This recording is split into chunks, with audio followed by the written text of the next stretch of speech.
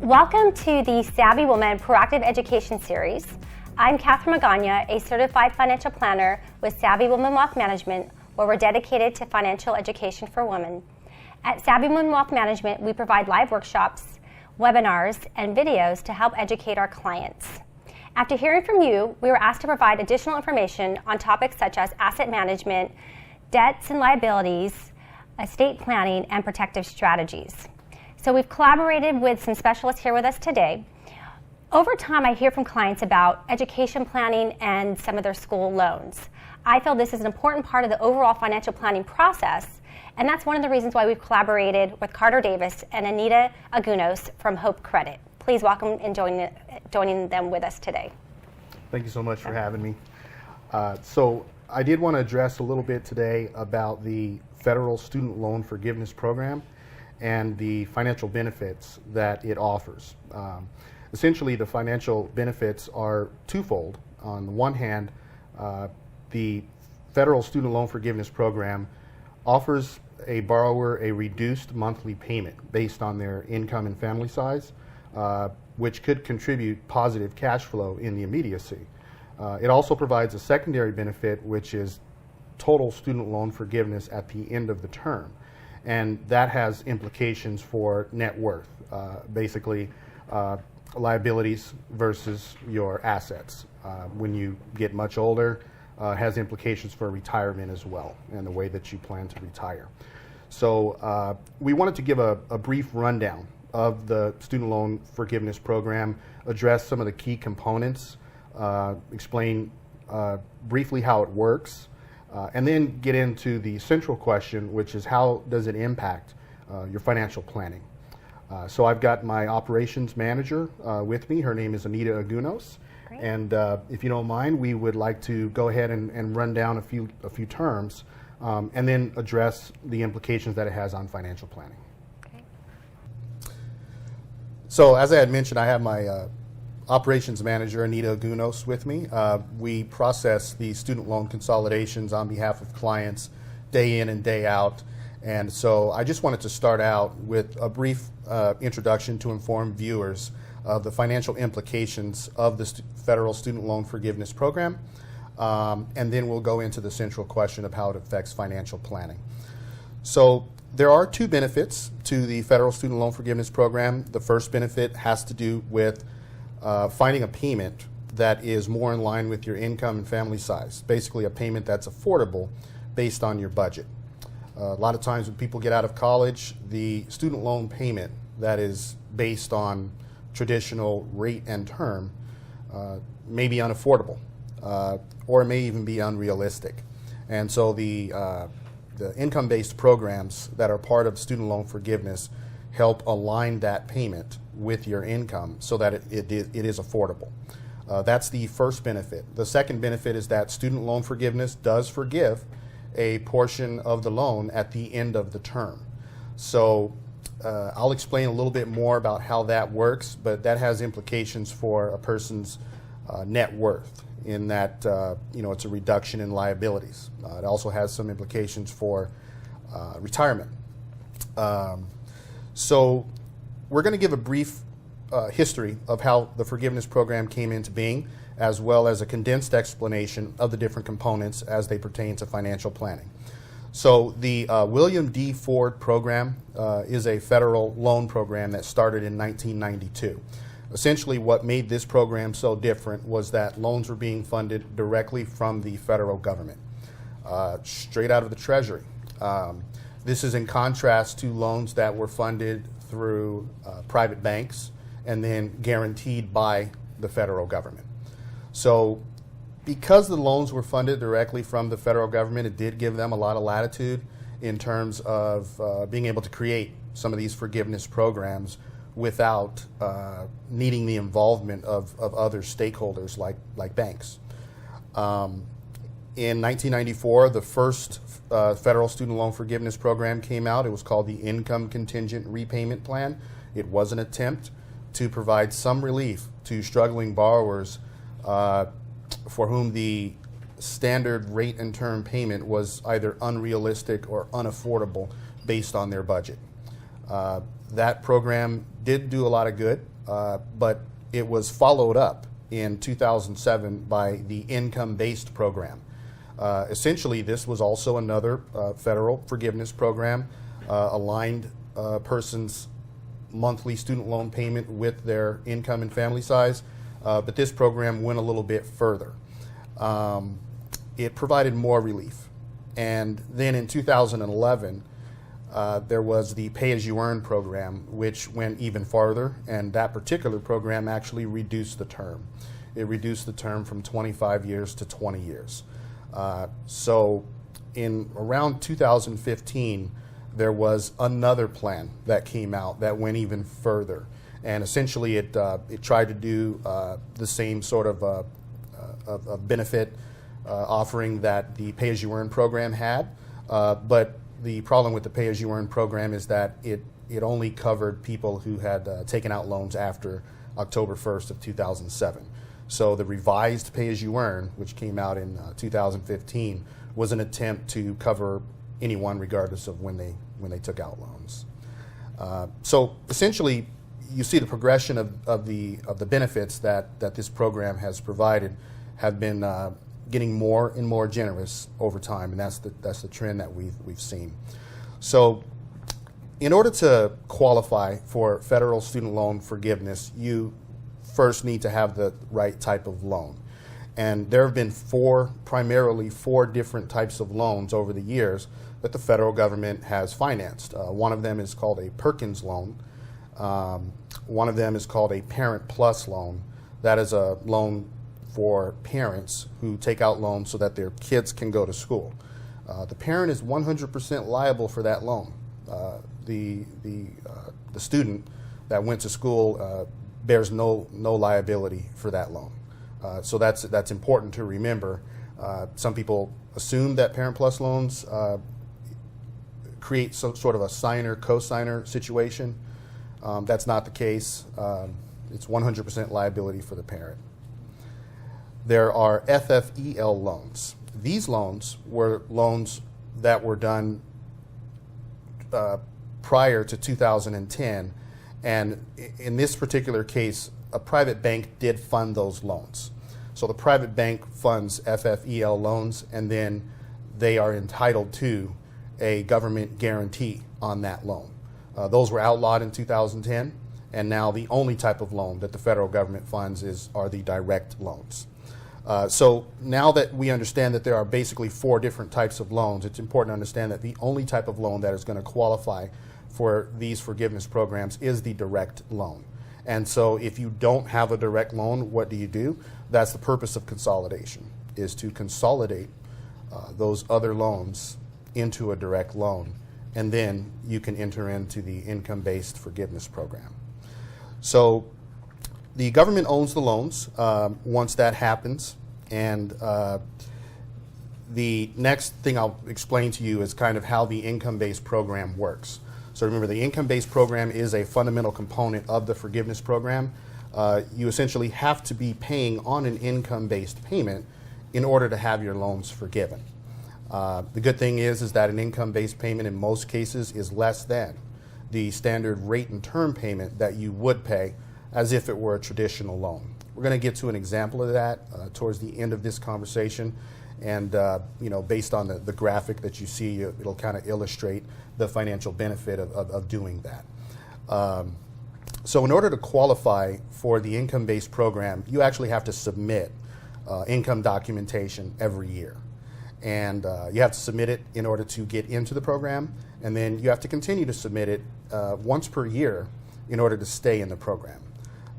If that's not done, then the federal government will automatically kick a person out of the program for not recertifying their income and family size. This is such an easy thing to do that around 57% of people who get into an income-based program fall out within the first year. So the forgiveness is there, it does exist, but it requires maintenance in order to actually achieve the final result. The program lengths can be anywhere from 120 to 240 to 300 months. So that's basically 10, 20, or 25 years. The reason why we primarily refer to the term in months instead of years is because the months are what are needed at the end of the term in order to qualify for forgiveness. All of the aspects of the forgiveness program are governed by federal statute. And so in that scenario, we always advise our clients to try to conform to the federal statutes, because as long as that's done, you can't be denied forgiveness. You can't be denied forgiveness, and you can't be denied a lower payment in an income-based program as long as a person is conforming to the federal statutes. Because the federal statutes are long and it's a lot of legalese, that's one of the main reasons why people need help in conforming to the federal statutes. But it is 10, 20, or 25 years, and each month, 3 things, in some cases 4 things, need to be satisfied on a monthly basis. Not only do they need to be satisfied, but there has to be proof that they were satisfied. So this is a scenario where if someone is starting out in a student loan forgiveness program, they have to keep in mind that it's important to keep records for 10, 20, or 25 years. Because when someone goes up for forgiveness, they may be asked for those records. They may be asked for that proof on a monthly basis. So 3 things that need to happen is you have to be in the right loan. That's a direct loan. So that's sort of a continuous requirement that's been that is being satisfied. As long as you consolidate it into a direct loan or you started out with direct loans, you'll be fine. There's no action that needs to be taken. You have to be in an income-based program. That's the second requirement. That requires annual certification. And so for each month that a person is not in an income-based program, they're not going to get credit for that month. And their term for forgiveness may be more than 10 years, more than 20 years, or more than 25 years, because the Department of Education will subtract months for which there's no proof or documentation that you are in an income-based program. The third requirement is that the payment on that student loan, regardless of how low it is, it needs to be made within 15 days of the due date. So any late payments are not going to qualify for forgiveness. In some cases, particularly the 10-year program, there is a component called public service loan forgiveness. That term is significantly shorter than all of the other terms. The reason being is that in that particular program, you're also required to satisfy a 4th requirement, which is you have to be working at least 30 hours per week at a government institution or a nonprofit organization. And that is something where the federal government has already created documentation that needs to be filled out by the Human Resources Department, and it has to cover that month. Most of the time when someone is in this particular program, they will have that paperwork filled out yearly, similar to the requirement for the income-based program. It has to be done yearly. So they just go ahead and group them together. That way they filled all those requirements. But that's how you qualify for forgiveness. Now, the actual forgiveness event, which is what happens at the end of the term, assuming that a person has all of that proof, that's governed by statute as well. The federal statute is in Title 34 of the U.S. Federal Code, 685.221 in particular. And it reads, I'm not going to read the whole thing, but just in brief it reads, when the Secretary determines that a borrower has satisfied the loan forgiveness requirements under paragraph F of this section on an eligible loan, the Secretary cancels the outstanding balance and accrued interest on that loan. The reason why that statute is so important is because in the media and in the news and other word of mouth and other sources of information, there's been a lot of confusion as to whether or not the forgiveness is real. whether or not it can be taken away. The federal statute is so clear that it's going to happen if someone has satisfied those requirements. Now, I'll talk to you a little bit about consolidation, since that in some cases is going to be one of the requirements if a person has FFEL or Perkins loans or some other type of loan that does not qualify for forgiveness. One of the things that happens when someone has a consolidation performed on their student loans is that they are given an extra 3 years of deferment and forbearance.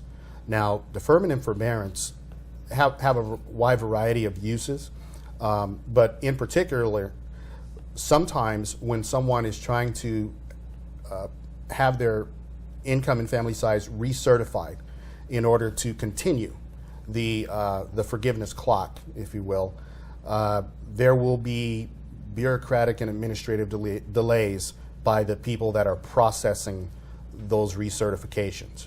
If that ever happens, then that 36 months can be used a month at a time, 2 months at a time, however much is needed until the paperwork is approved.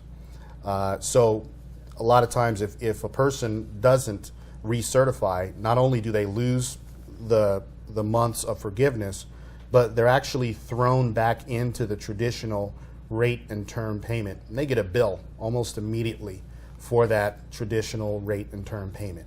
If that's something that was never affordable for them, then they're going to be in a bind until the paperwork is approved for the recertification. And so at any point in time, they can elect to take a month, 2 months, 3 months, however many are needed, of general forbearance so that they don't have to make that payment while their paperwork is being processed.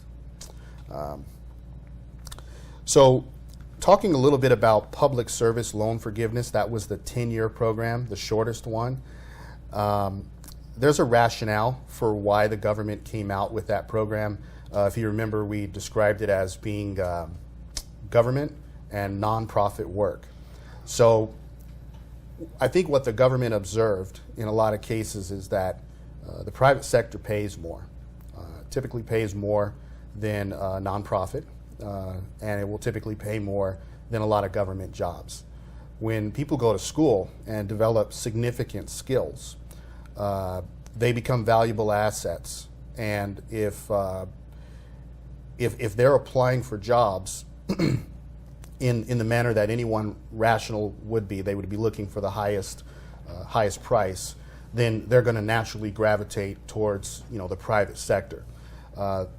This program was put in place to try to stop that drain, that brain drain, and give people an incentive to still work for nonprofit organizations, to still contribute service to government organizations. And so that rationale for having the public service loan forgiveness program makes sense. I think in a lot of cases, Anita and I have actually observed within our own clientele, people who may have started out in the public service loan forgiveness, significant skill set, working for a government organization or a nonprofit organization. At some point, they get an offer from a private company that doesn't qualify for public service loan forgiveness, usually for substantially higher pay. And it's at that point, that they make the decision as to whether or not the benefit of having their entire student loan balance forgiven in 10 years is a greater financial benefit to them than the increased pay that a private firm is offering them. And so that is essentially why the public service loan forgiveness program exists. It has to do with the labor market. So this program was enacted in 2007, and it was fully described in federal statute. Everything was explained as far as the roles that the borrower had to play, as well as the roles that the federal government and the student loan servicers had to play. Unfortunately, the law wasn't it wasn't promoted. The education of that law wasn't promoted very well, and there are some other reasons why a lot of people didn't quite understand what the requirements for that program were. And so this was a 10-year program that started in 2007. So 2017, became the first test for people coming up for forgiveness. Now we're familiar with the statute of forgiveness, as explained a little bit earlier, and unfortunately, 99% of people that applied for student loan forgiveness in 2017 under the public service loan forgiveness were denied. 99% were denied. And a lot of that had to do with the fact that people didn't have the right loan. Some of it had to do with the fact that people were not in an income-based program, and some of it had to do with the fact that people were not aware that they needed to contact the HR department where they work and have that government form filled out to cover those months that they claimed that they were working for a nonprofit or a government organization. So the law was clear in 2007. It was clear in 2017. It's just that it really required a bigger education campaign, and it required a little bit more promotion so that people would not have wasted so much time thinking that they were going to get forgiveness, not understanding that there was a detail, that really rendered all of those months, all of those years useless. So one of the things that we try to do, at our company is we educate people on what the specific requirements are. And of course, we follow up with all of the paperwork if there's anything unclear. And then we get confirmation from the federal government that what we have submitted has been approved. Those are the documents that are stored for years and years, so that when a client comes up for forgiveness, they can't be denied because all the documentation is there. So that's one critical component of forgiveness, and hopefully that helps to clear up some of the ambiguity that surrounds this particular program. So right now what I'm going to go ahead and do is I'm going to hand it off to you, Anita, to talk a little bit about some of the day-to-day things that we do as far as the process, how the process is concerned, how we interact with the student loan servicers to actually get confirmation, written confirmation from the federal government that those particular months are going to be covered under forgiveness. Well, when it comes to understanding the process involved after submitting a student loan consolidation application and income-driven repayment plan request, there are three major milestones. The first of which is called the loan summary letter, and this is what will be provided to the applicant during the process to let them know how the process is coming along. So the loan summary letter is actually an indication that the loans that are to be consolidated are going to be soon paid off. The second milestone is the loan verification letter, and that serves as proof that the loans have been paid off and that a new loan has already been funded with the federal government. And the last of which is the notice of the new repayment terms. And this is a letter that serves as proof that the applicant is in a new income-based repayment plan that is valid for 1 year. So every repayment plan has a length of 12 months, at which time recertification is required by the federal government. Now, in dealing with the servicers, it doesn't quite always run this way. There is an inherent conflict of interest with the servicer, which is basically a collection agency employed by the federal government to administer financial hardship programs. So there's just an inherent conflict of interest right there that doesn't really incentivize the servicers to cooperate and to have everything run along smoothly. The servicers are immune to most consumer protection laws, FDCPA, FCRA. They interpret submitted information in accordance with federal law. However, they ultimately decide the payment that the borrower receives. They have been sued by the federal government for not following federal guidelines. However, they've also been sued by multiple states. However, their federal contracts have never been rescinded. So they just keep going along and doing what they do. Sometimes they impede the process, but they've never had their federal contracts rescinded. And they regularly contribute to ongoing campaigns.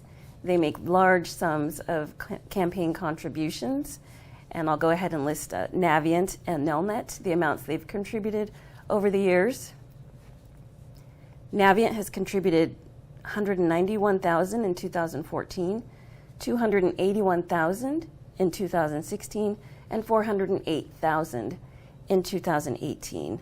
And Nelnet has contributed $134,000 in 2014, $167,000 in 2016, and $144,000 in 2018.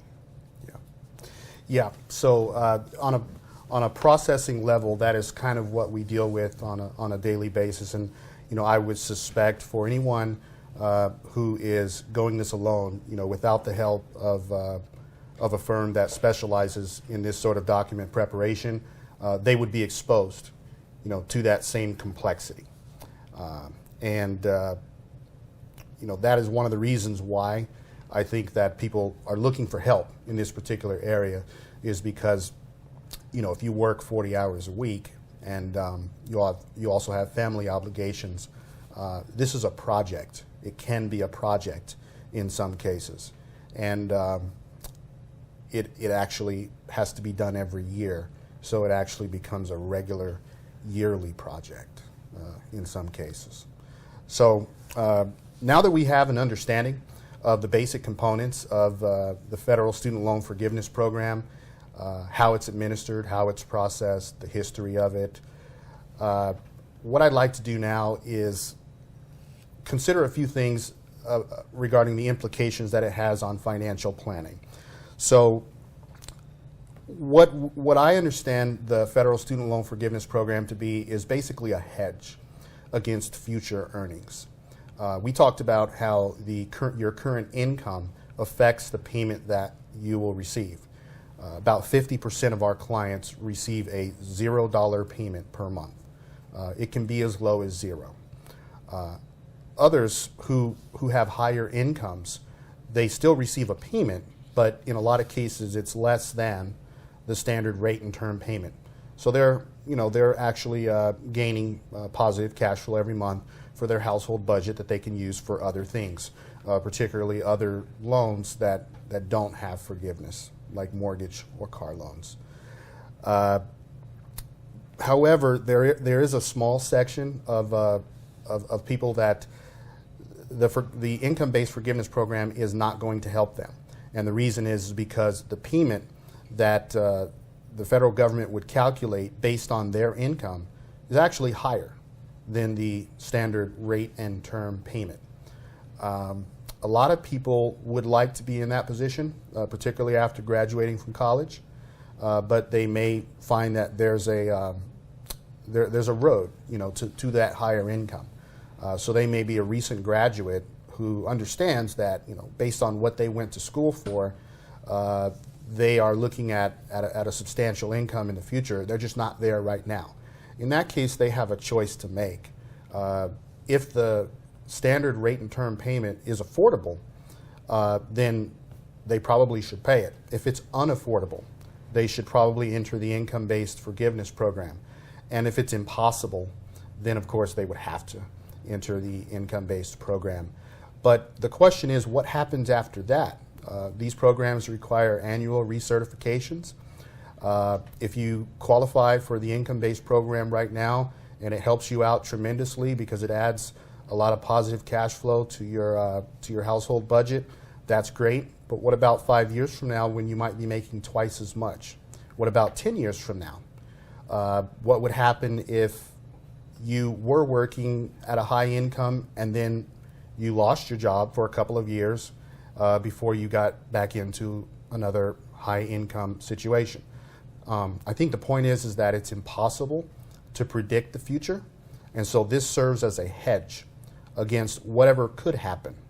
That as long as someone is in the income-based program and those months are earned, those months can never be taken away. It doesn't have to be 25 consecutive years, 300 months consecutive, or 120 months consecutive. It doesn't have to be consecutive. But once you've earned that month and you've documented it, then it can never be taken away.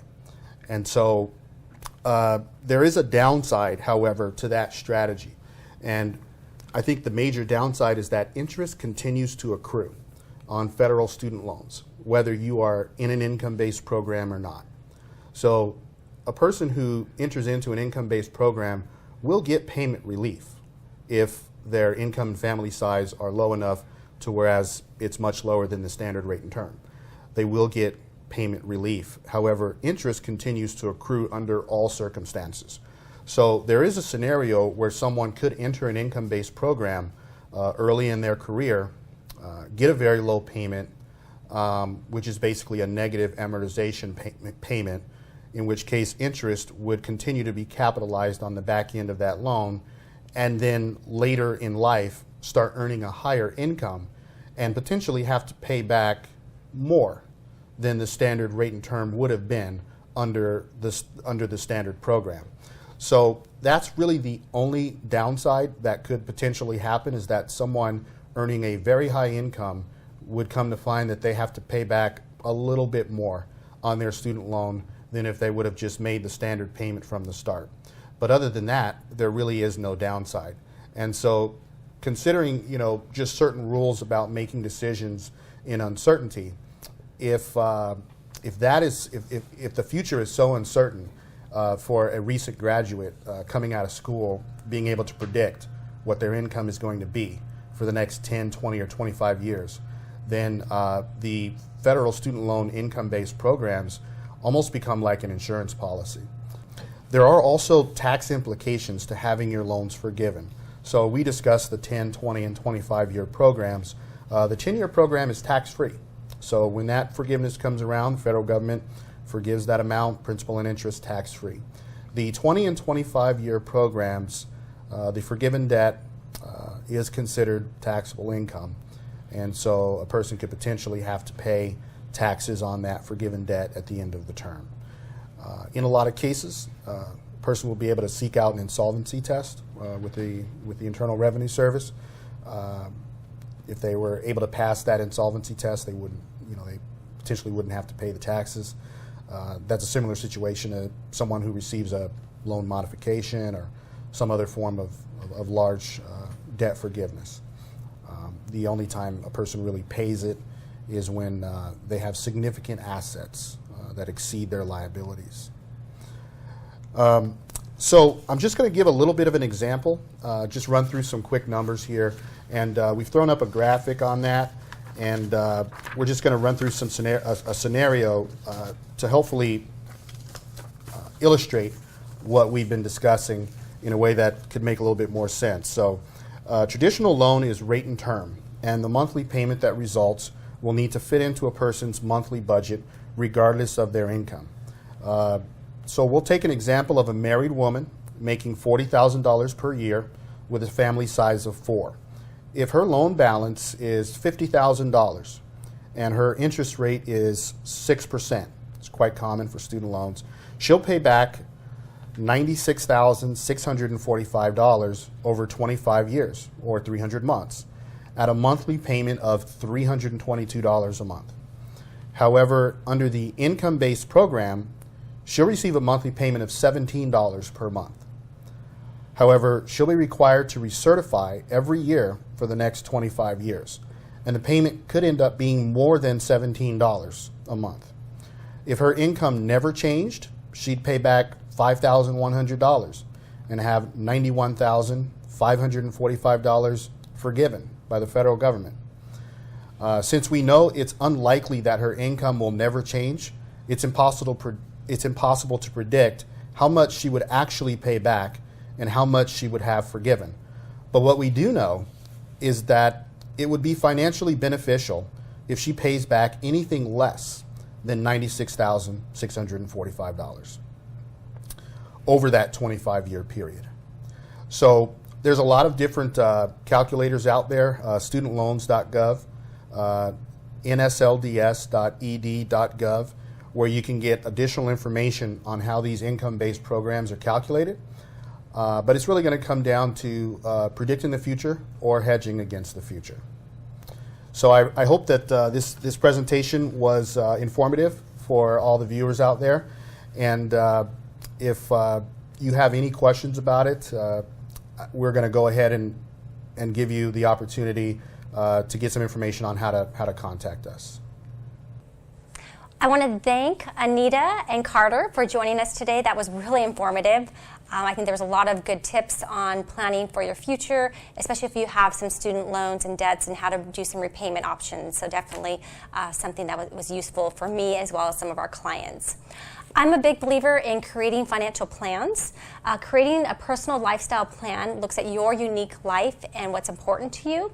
We factor in your budget, your cash flow, your expenses, your liabilities, your investments, and what are your goals. And through the financial planning process, we help figure out what's best for you to reach your financial goals, whether it be paying off some of your student debts, buying a home, planning for retirement. There's so many different variations that are available to you. So once again, it's on an individual basis, and having resources available like Anita and Carter, they're great people we partner with and collaborate with. So how can our clients and viewers contact you? The easiest way is our website. That's hopecredit.net. You can also Google us or Facebook us. We're on Twitter as well. Hope Credit Escondido is the best way to find us. That's the city in which we're located, so it's Hope Credit Escondido. Great, thank you. Right. Well, with the right resources and planning, you can pay down your debts and reach some of your financial goals. If you would like a financial assessment, you can reach me at 760-692-5700. That's 760-692-5700. Or you can email me at Catherine@savvyapp.com. That's Catherine@savvyapp.com. So we appreciate you being with us and getting savvy about your finances. And remember, knowledge is power. For successful investing, never stop learning and savvy up.